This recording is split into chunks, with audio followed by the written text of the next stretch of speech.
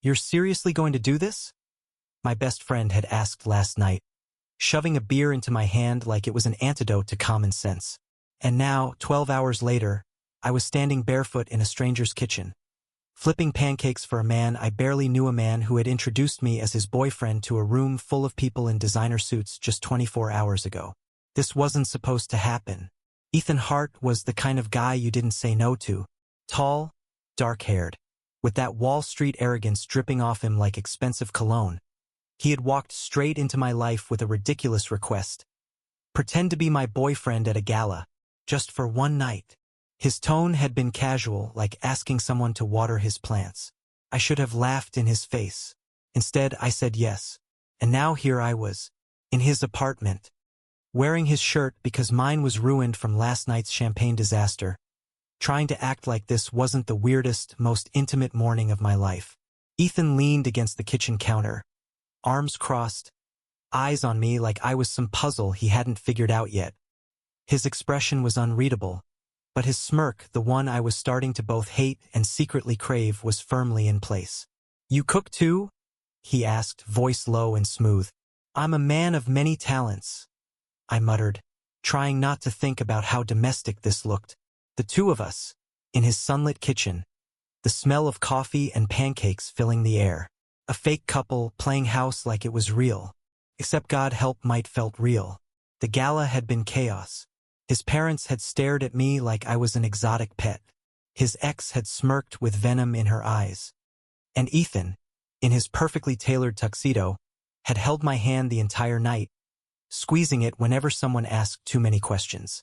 The pressure of his palm against mine had been my anchor in that sea of judgment. I hated how much I'd liked it. Now, in the quiet of his apartment, the absence of all those eyes made things worse. Because here it wasn't about performance. It wasn't about appearances. It was just us. And us was dangerous. Ethan pushed off the counter, walking toward me with the kind of confidence that made people part crowds for him. His kitchen was small, but with him standing so close, it felt even smaller. "You're not bad at this," he said, eyeing the pancakes. "At pretending to be your boyfriend?" I shot back, my voice sharper than I meant. He smirked again, but there was something softer in his eyes now, something I couldn't place. "At cooking, though."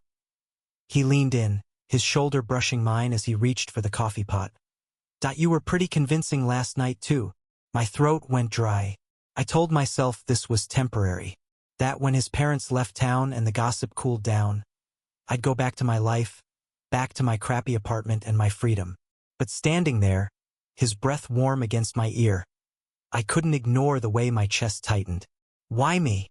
I asked suddenly, turning to face him. His nearness startled me. His eyes locked onto mine, no longer mocking, no longer amused. For the first time, Ethan looked vulnerable. "Because you don't want anything from me," he said quietly. "Everyone else does. Money, power, a name to drop. But you," he exhaled like the words were dragged out of him. "You just looked at me like I was a guy. Not a heart. Just Ethan." I didn't know what to say. The man who had seemed untouchable last night was suddenly standing in front of me, stripped down to something raw, something real. The silence stretched. His hand brushed against mine, deliberate this time. My chest burned with the weight of it. "I told myself this was just an arrangement," he murmured. "But now," he broke off, looking away. "But I heard it anyway. The unsaid. The thing that scared me and thrilled me in equal measure." I turned back to the stove before my heart betrayed me, flipping the pancakes with too much force. "Careful," I said, voice tight. "If you keep talking like that, people might think this is more than a business deal." Ethan chuckled, but it was low, almost self-deprecating. "Maybe it is." And just like that, the world tilted. I told myself to leave after breakfast. I told myself I wasn't the kind of guy who stuck around after a one-night performance. But when Ethan asked if I wanted to stay for coffee, I stayed. When he asked if I wanted to walk with him through Central Park, I said yes. And when he brushed my hand with his on the park bench, testing, tentative, I didn't pull away. That was the problem with pretending. The line blurred. You didn't realize when the act became truth until it was too late. The city around us buzzed with life. but all I could feel was the quiet weight of his presence beside me.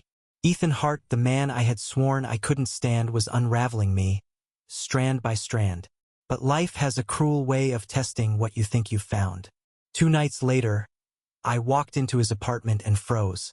His ex was there, tall, polished, the kind of woman who belonged on the arm of a man like him. She smiled at me with eyes like daggers, and suddenly I felt 12 years old again, like the kid who never belonged anywhere. "Don't look so surprised," she said sweetly. "Ethan and I go way back." Ethan's jaw was tight, his eyes stormy. But he didn't deny it. He didn't push her away. And that silence cut deeper than any insult could. I left without a word. The subway ride home blurred. My chest felt hollow, my palms shaking. I reminded myself, it was fake. All of it. The gala, the hand-holding, the pancakes, the park bench. None of it meant anything. But if that was true, why did it feel like something inside me had shattered? I didn't answer his calls for 3 days. I buried myself in work, in noise, in anything that would keep me from remembering the way his hand had felt in mine. But on the 4th night, when I stumbled home, he was there, sitting on the steps outside my building, looking nothing like the untouchable Ethan Hart. His hair was a mess. His tie hung loose. His eyes looked like he hadn't slept in days. "You didn't let me explain," he said as I walked up. There was nothing to explain. My voice cracked, betraying me. Yes, there was. He stood, taking a step toward me. She showed up uninvited. She wanted me back, but I told her no. I told her I couldn't, because he stopped, swallowing hard. The words caught in his throat.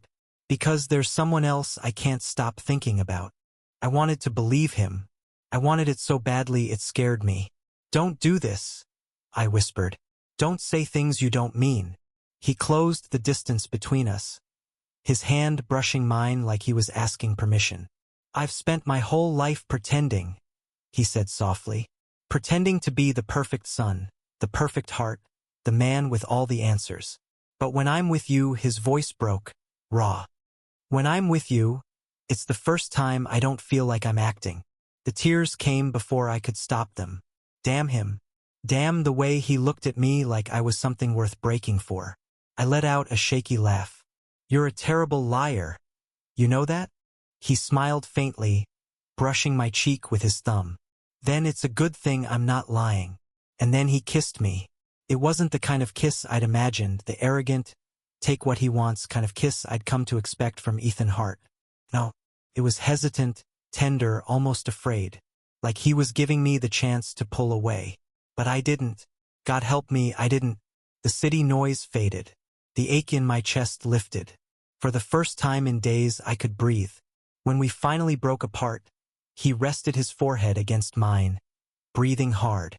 "Stay," he whispered. "Not because of an arrangement. Not because I asked. Stay because you want to." And against all logic, against every wall I'd built around my heart, I whispered back, "Okay."